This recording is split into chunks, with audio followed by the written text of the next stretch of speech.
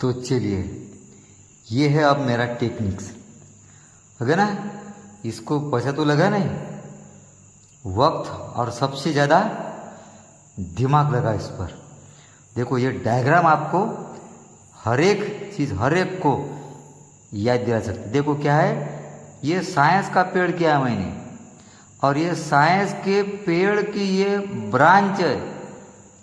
यानी अब ये सोशल फार्मेसी क्या है, social pharmacy can be defined as, ये ब्रांच, ये सोशल फार्मेसी क्या है, ये क्या है, यहाँ दिया है social pharmacy can be defined as, जानेगा social pharmacy can be defined as the branch. ये ब्रांच किसकी, लेकिन ये साइंस का पेड़ है, विज्ञान का पेड़ है, ये साइंस की ब्रांच है। Social pharmacy can be defined as the branch of science that deals, कौन से, सोशल फार्मेसी डील्स, काय से deals, with the scientific study.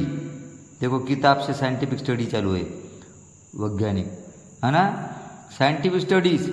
उसके बाद में ये ट्रीटमेंट, ये पेशेंट ट्रीटमेंट ले रहा है, सलाइन चालू है इसको, ये ट्रीटमेंट। बाद में ये इसको आईसीयू में अपन देखते ना, अपन ये निगरानी, उसके ग्राफ चालू रहता है, ये जिंदा है क्या मर गया, तो है ना। तो ये मॉनिटरिंग टूल्स, निगरानी करने के लिए उपकरण, मॉनिटरिंग टूल्स।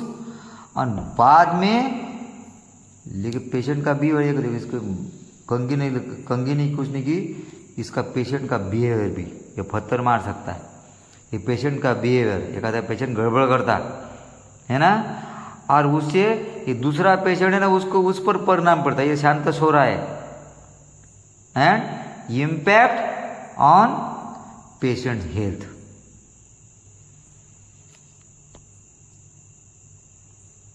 तो इस तरह आप याद कर सकते, इसको बार बार देखकर वीडियो, और लास्ट में आप रिवीजन देना है, ठीक है।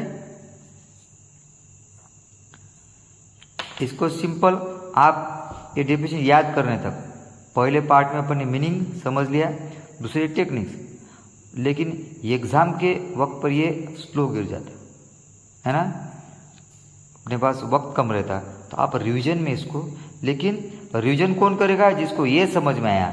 ये किसको समझ आएगा, जो पहला पार्ट, यानी तीनों पार्ट, पहला पार्ट, दूसरा एग्जाम के लास्ट पार्ट, ओके। रिपीट करो, इसका एक भी वर्ड छूटना नहीं चाहिए।